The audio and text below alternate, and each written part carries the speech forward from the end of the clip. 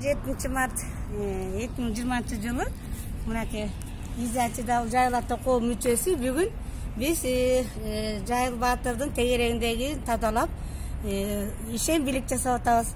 Анан ушул гүлдү нарцисс деп коет. Бул гүлдү мен иштеген жеримден алып келдим. Буюрса бул жакка отурсабыз. Анан жерди тазаладык, чырмадык. Бул жерде болсо могул гүлдөр эме деп аталат. Доброе утро деп коет. Булар саат 5-те гүл чыга электери көп болуп 3 гүл болуп гүлдөйт.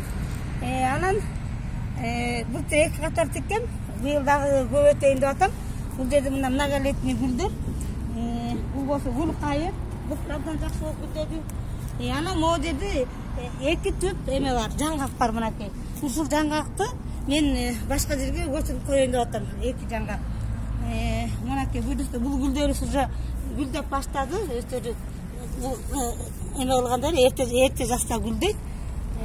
Анан бул жакка дагы эме буну лилия деп коет. Бул лилия.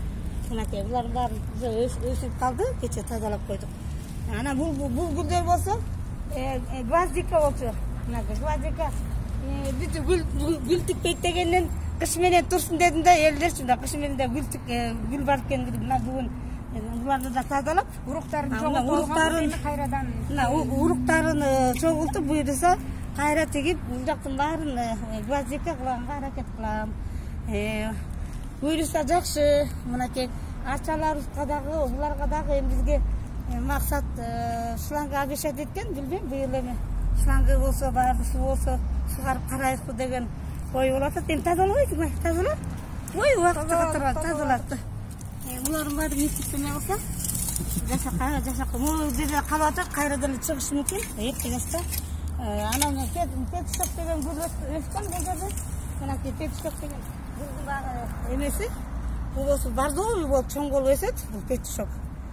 Быйыл буюрса да мунун мурун алып койгом. Буюрса бул гүлдү дагы өсүрөбүз.